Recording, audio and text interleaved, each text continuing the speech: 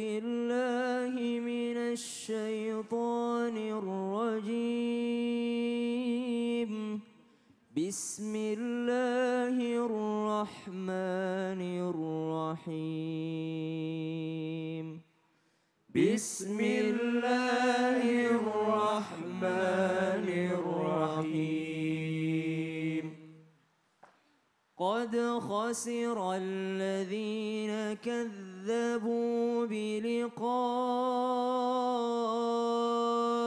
الله. قد خسر الذين كذبوا بلقاء الله حتى إذا جاءتهم الساعة بغتة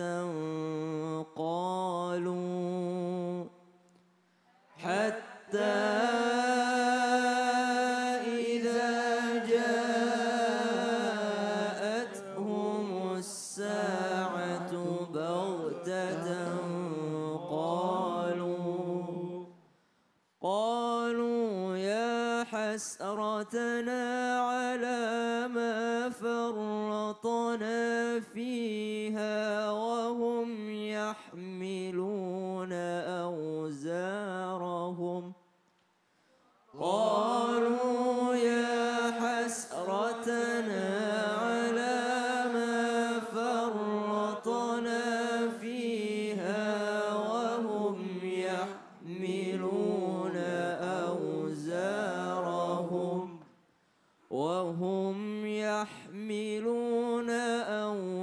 أوزارهم على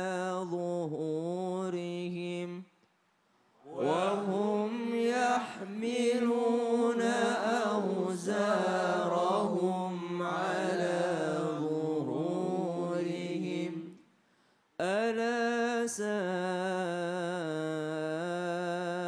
ما يزرون. ألا ساء ما يزرون. Alhamdulillah, langsung kita praktek sama bintang tamu kita. Izin ke depan yuk. Kita baca surah Al-An'am. Riza Syah.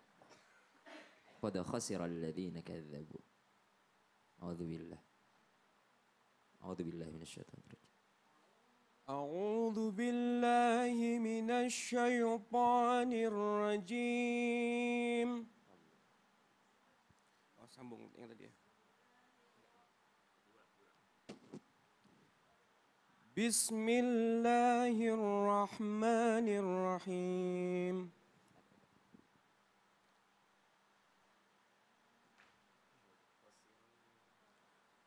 قد خسر الذين كذبوا بلقاء الله حتى إذا جاءتهم الساعة بغتة حتى إذا جاءتهم الساعة بغتة قالوا. Nah, kalau ada mad ketemu dengan hamzah, maka daripada Tariq Syatibiyah yang kita pakai di Indonesia, maka dia akan 4 sampai 6 harakat, 4-5 harakat. Tapi kalau huruf ain maka tetap 2 harakat. As-sa'atu. Hatta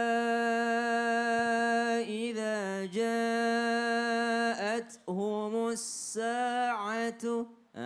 Gimana bedainnya? Yang mana hamzah, yang mana ain? Kan bentuknya sama. Kalau hamzah tidak akan pernah bersambung dengan huruf lain.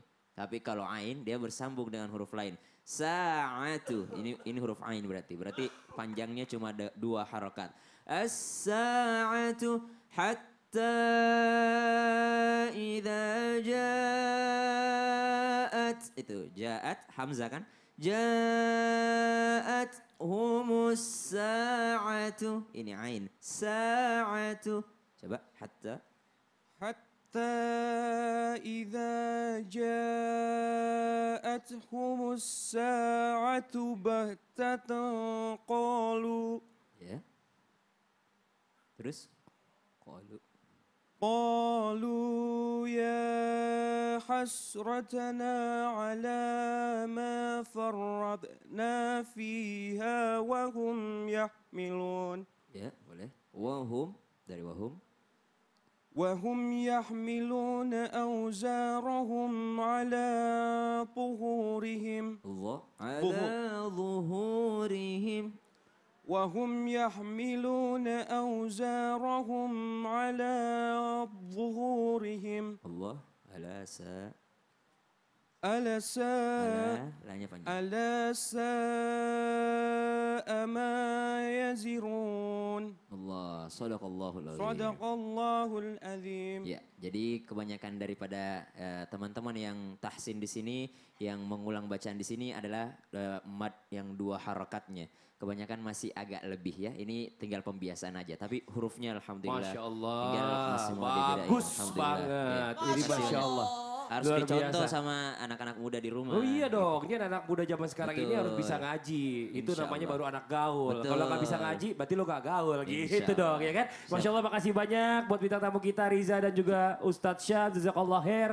Mudah-mudahan alhamdulillah hari ini kita sudah membacakan surah Al-An'am ayat 31. Semoga buat semuanya yang membacakan Al-Qur'annya ataupun yang hanya mendengarkannya, Allah berikan pahala yang luar biasa buat semuanya. Amin amin ya rabbal alamin. Jamaah. Kita lanjut lagi nih ya, masih di tema kita hari ini berbicara tentang penyakit ain nih. Zaman sekarang ini lagi ngetren banget yang namanya sosial media. Mungkin buat ibu-ibu, bapak-bapak yang seneng sama anaknya, yang sayang sama anaknya suka upload ya Bu ya. Foto keluarga, ibu-ibu selfie. Nah ini banyak yang komen makin seneng. Wah banyak yang nge-like, alhamdulillah. Nah nih kita coba cari tahu nih, apakah bisa penyakit ain ini terjadi karena mengunggah foto atau video di sosial media? Yuk kita minta jawabannya dari guru kita lagi nih, Ustadz AR, mohon izin silakan. Terima kasih. Baik, bismillahirrahmanirrahim. Kalau kita bicara tentang sosial media, dia seperti 2 sisi. Yang satu mungkin ada maslahat, yang satu berpotensi madarat. Nah, ada baiknya, ada buruknya. Itulah kita hidup di zaman yang kita harus pintar-pintar betul, memilah dan memilih. Nah, kenapa demikian? Karena kita tidak pungkiri bahwa sosial media, kemudian apalagi media-media yang lebih luas dari itu atau lebih canggih dari itu juga ada manfaatnya, ada maslahatnya. Saya katakan tidak ada sama sekali yang tidak ada maslahat, pasti ada di situ. Ya. Makanya kita pintar-pintar itu. Saat kita mau mengupload misalkan, apa niatan kita? Apa tujuan kita? Kalau untuk membuka peluang agar terjadinya ain, maka al-wiqayatu khairu minal ilaj. Bahwa pencegahan, langkah mencegah itu jauh lebih baik daripada mengobati. Gitu ya. Tapi kalau la mahalah, kalau harus dia atau bukannya harus, tapi kita didesak atau dipaksa untuk itu, misalkan karena memang ada iklan, kepentingan apa dan sebagainya, yang tidak boleh tidak, kemudian harus ya di bab itu kita unggah, maka mau tidak mau misalkan kita harus juga menyertakan saat kita menguploadnya, hadirkan juga di situ kalimat Masya Allah, Tabarakallah atau apa yang saat orang pertama kali melihat, alam bawah sadarnya langsung connect tuh, Masya Allah gitu ya.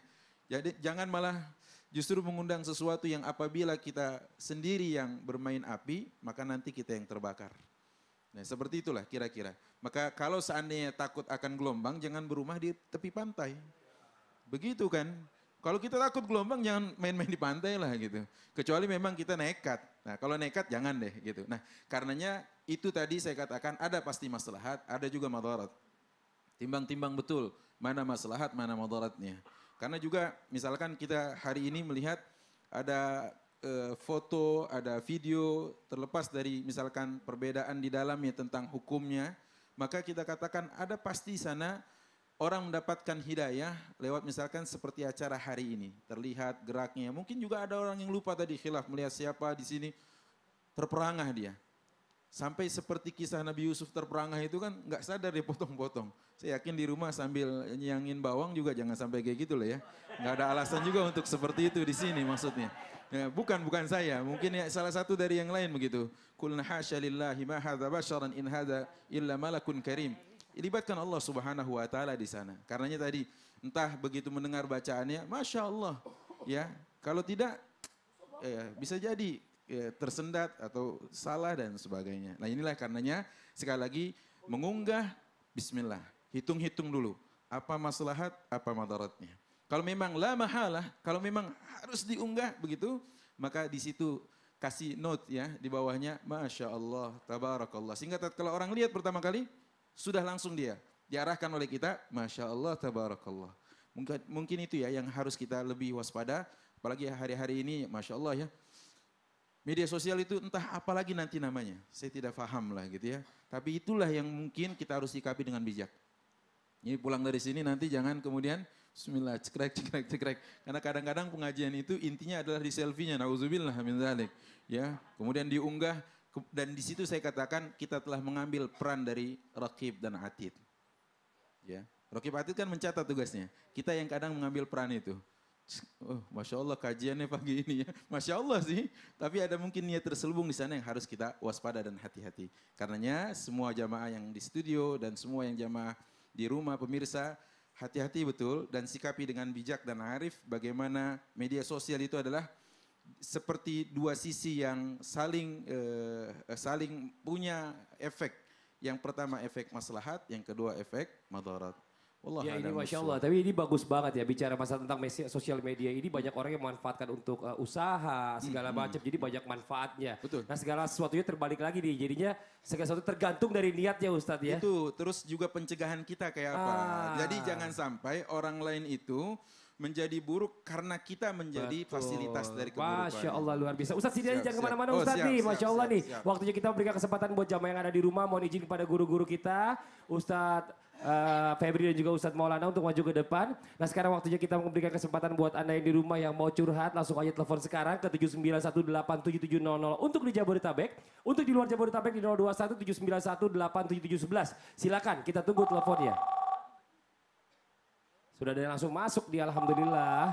Halo, Assalamualaikum, selamat pagi.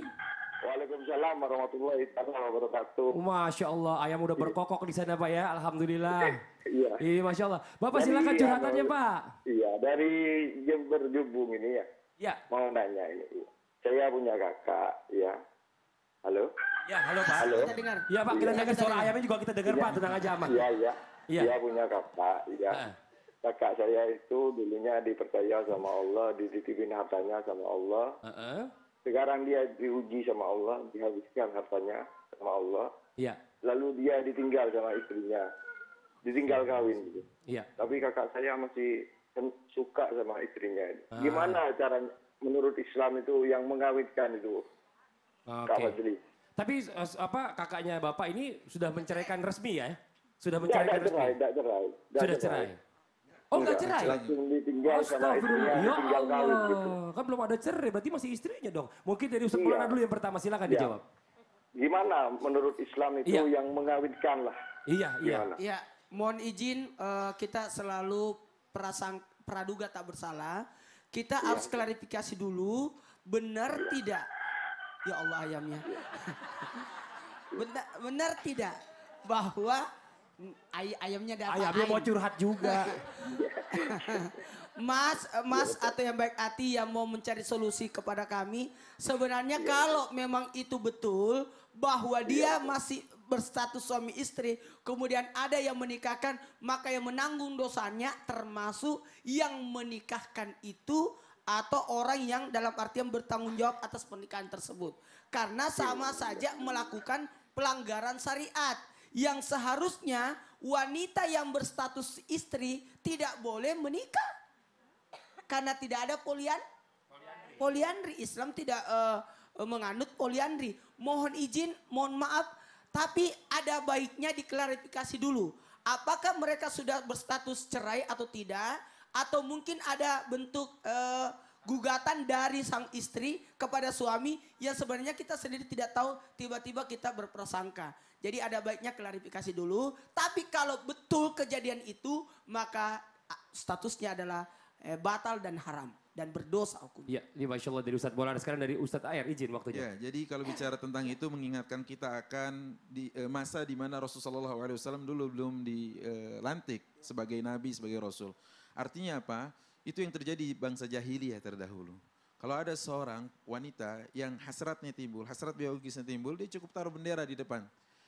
Walaupun statusnya sudah berumah tangga, dia taruh situ berapa orang yang singgah, berapa orang yang mampir, nauzubillah min dzalik. Dia layani, sehingga akhirnya adalah kalau seandainya dia hamil, dia undang lagi laki-laki yang pernah menidurinya, kemudian di bayinya itu nanti dicocokkan. Ini kuping milik Anda. Anda kontribusi di hidung, kayak gitu. Nauzubillah min dzalik. Kan nggak ada seperti itu. Ini perbuatan jahiliyah ya. Jahiliyah, makanya kenapa ada iddah bagi orang yang telah dicerai pun? Karena li'alla yakhtalit ma'aini, tidak boleh ada dua air yang bercampur dalam satu wadah di situ. Itu salah satu hikmahnya. Maka kenapa ada iddah? Maka yang seperti itu harap ditinggalkan dan mudah-mudahan tabayun tadi yang seperti katakan Ustaz Maulana benar adanya. Masya Allah. Ya, sekarang dari Ustaz Febri silakan. Bismillah. Nah tadi kita ngelanjutin tentang yang pertama tabayun. Nah yang kedua memang harus jelas dulu kan. Nah yang ketiga ini menjadi pembelajaran kita juga ketika mencari calon, Bu. Nah jadi jangan hanya sekedar ganteng, cantik atau kaya. Ya, nah kasus nanti seperti ini. Ini banyak kasus. Jadi akhirnya dia bisa bermain juga dengan sihir. Ya, akhirnya supaya dibenci atau supaya ditinggalkan hartanya untuk dia. Nah ini kasus banyak sekali yang kita alamin ya supaya apa suaminya pokoknya supaya benci aja tidak memenuhi haknya jadi ada alasan untuk menceraikannya. Tapi dia sudah siap-siap dengan laki-laki lain. Nah intinya ya carilah jodoh yang agamanya kuat atau yang imannya kuat. Ini Masya Allah. Kalau bisa juga disamperin calon suami yang barunya Mbak.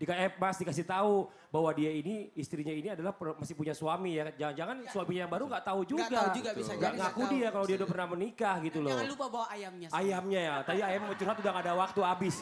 Mas makasih banyak curhatannya Mas ya. Mudah-mudahan curhatannya Mas tadi ini bermanfaat juga buat yang lainnya. Alhamdulillah. Jamaah. Oh jamaah. Alhamdulillah. Ini Masya Allah ini sudah dijelaskan tadi apa sebab-sebab dari penyakit ain. Sudah dijelaskan juga bahayanya tadi bicara masalah tentang sosial media. Nah sekarang dari segi Tibun Nabawinya kita pengen cari tahu nih. Bagaimana sih caranya mengetahui seseorang itu terkena penyakit ain. Dan bagaimana juga cara mengobatinya. Yuk kita minta penjelasannya dari guru kita kembali Ustaz Febri Sugianto. Izin waktunya silakan Ustaz Febri. Ya. Nah penyakit ain ini terkadang tanpa sengaja. Makanya Islam itu sebenarnya agama yang sangat menjaga. Ya, kenapa para wanita, ya para muslimah atau para akhwat disuruh memakai jilbab ya atau memakai cadar sebenarnya untuk menghindari dari penyakit ain. Jadi disadari atau tidak disadari, penyakit ain itu hanya sekedar melihat saja bisa jadi, Bu. Ya, jadi hanya bilang, wah ini anaknya cantik, tapi dia ngelihat ke rahim bisa mandul. Ini bahaya. Makanya Islam mengajarkan betul-betul menjaga diri kita ya yang wanita disuruh tutup aurat, tidak kelihatan bentuk tubuhnya ya jadi tidak kelihatan wah ini tubuhnya bagus nih begini bisa jadi dia nanti kurus. Ya, jadi hanya melihat dia bisa menanamkan sesuatu. Nah, maka Islam mengajarkan. Nah, kalau tradisi zaman dulu tadi Ustadz Maulana membahas tentang katanya bawang ya, adanya bawang. Nah, tanpa disadari meletakkan bawang itu sebenarnya untuk menjaga pandangan. Karena orang bisa kena aroma bawang nangis. Jadi dia akan tunduk. Ya, jadi tanpa disadari. Nah ini adalah bagian dari aromaterapi. Ya, bab yang pernah diajarkan dulu pernah kita angkat tentang kisah Bilal bin Rabah. Ya, tapi kalau bawangnya di atas saya bingung Ustadz. Biar orang nggak lihat juga. Ya, jadi susah. Ngapa itu orang pakai bawang? Iya, jadi rata-rata bawang itu ditaruh di bawah supaya orang itu tunduk menjaga pandangannya. Nah, di sini kita lihat bagaimana solusi menangani ain. Yang pertama berwudu dengan air bekas wudu orangnya atau pelaku ain. Nah, ini pernah terjadi di zaman Rasulullah. Tapi kalau itu dulu karena langsung ada yang ngaku. Nah, ketika ada seorang sahabat yang sakit, ya, gatal-gatal segala macam langsung dipanggil. Ya, siapa yang melihat beliau? Ya, membuka auratnya. Akhirnya ada yang ngaku. Nah, kalau hari ini kita ngumuminnya susah. Ya, sekian banyak. Karena apa? Kita lupa tadi selfie. Taruh sekian banyak se-Indonesia bahkan seluruh dunia orang melihat dia dan di antara orang yang melihat punya ain. Nah, ini makanya bahaya. Ya. Nah, yang berikutnya ya, ruqyah. Membacakan doa-doa ruqyah. Nah, ruqyah ini sebaiknya diri kita sendiri. Ya, bagaimana caranya? Seluruh ayat Al-Qur'an itu bisa untuk meruqyah. Ya. Bagaimana yang terbaik Ustaz? Bisa kita bacakan misalnya 10 ayat dari surat Al-Baqarah. Lalu kita baca di air dan buat mandi atau buat minum. Ya, atau anak kita ketika tidur sebagaimana Rasulullah pernah mengajarkan kepada cucunya Hasan dan Husain ketika tidur dibacakan muawwijatain. Ya, dibacakan di tangan, ditiupkan, diusapkan ke seluruh tubuhnya. Nah, ini untuk menjaga. Jadi tidak mesti harus diruqyah oleh orang lain. ya, doa orang yang sakit atau keluarganya yang dekat kepada Allah itu jauh lebih diijabah. Ya, bisa jadi ustadz yang meruqyah masih bermaksiat kepada Allah. Ya, doanya tidak diijabah. Karena ketika bicara tentang ruqyah, bicara tentang iman, bicara tentang kedekatan kepada Allah. Jadi siapapun yang memiliki keimanan, dia bisa meruqyah. Nah, yang berikutnya, membaca doa perlindungan. Doa perlindungan pagi dan petang. Makanya ada adab ketika kita bercermin, ada adab. Ya, ketika kita menggunakan pakaian, ada adab. Masuk kamar mandi, ada adab. Makan, ada adab. Nah, ini sebagai doa-doa perlindungan kita supaya terhindar dari berbagai macam penyakit. Ya, nah yang berikutnya lagi merutinkan ibadah-ibadah sunnah. Ya, makanya wudhu kita selalu dijaga. Ya, kita basuh wajah kita bayangkan kemaksiatan itu Allah gugurkan. Maka pelan-pelan. Maka dulu pernah kita angkat, ya, sekali menyapu 48 titik saraf di dalam tubuh kita bekerja baik dengan sapuan wajah. Nah, hancurkan penyakit-penyakit, digugurkan semua dosa-dosa. Maka adab wudhu kita diperbaiki. Nah, itu yang berikutnya adalah saat memuji sesuatu biasakan awali dengan menyebut nama Allah. Ya, tadi ada orang yang soleh, ya, atau ada seorang ustadz yang keilmuannya bagus, doakan. Ya, semoga dengan keilmuannya, dengan ketampanannya, dia semakin taat kepada Allah. Jadi kita yang mendoakan juga terhindar dari sifat hasad. Sehingga apa yang dia sampaikan kita kebagian pahalanya. Ada keluarga yang punya mobil, doakan. Supaya mobil ini membawa manfaat. Dan kita akan kebagian pahalanya. Amin, Masya Allah, luar biasa. Ini bagus banget ya bicara masalah tentang tadi ciri-ciri orang yang kena penyakit ain dan juga bagaimana solusinya. Mudah-mudahan nanti teman-teman dari Islam Itu Indah bisa men-share juga di sosial media kita ya. Di Islam Itu Indah TTV di Instagram kita. Mudah-mudahan buat jamaah yang di rumah yang tadi kurang mendengar jelas bisa mengcopy dari sana ya. Masya Allah, luar biasa. Jazakallah khair, terima kasih banyak buat Ustaz Febri. Masya Allah, luar biasa nih buat jamaah yang ada di studio dan jamaah yang ada di rumah. Yang masih penasaran, setelah ini kita akan lanjut lagi bicara tentang pandangan mata yang mematikan. Nah, nanti kita masih akan mendengarkan tausiah dari guru-guru kita, dari Ustadz Ahmad Ridwan, dari Ustadz AR. Mohon izin tentang apa nanti berikutnya nih? Ya, bagaimana cara kita membentengi keluarga. Jadi secara khusus keluarga. Kalau tadi kan secara umum, secara umum. Keluarga ini gimana? Masya Allah, karena Allah mengatakan ku anfusakum wa alikum nara. Masya Allah, ya, itu, ya luar biasa. Dan berikutnya juga kita akan mendengarkan tausiah solusi juga dari Ustadz Maulana. Izin Ustadz. Ini buat kita semua nih. Bagaimana supaya kita tidak hasad dan dengki, dan bagaimana caranya supaya kita terhindar daripadanya. Masya Allah, selengkapnya setelah yang satu ini, jangan kemana-mana, tetap di Islam Itu Indah. Jamaah! Oh, jamaah!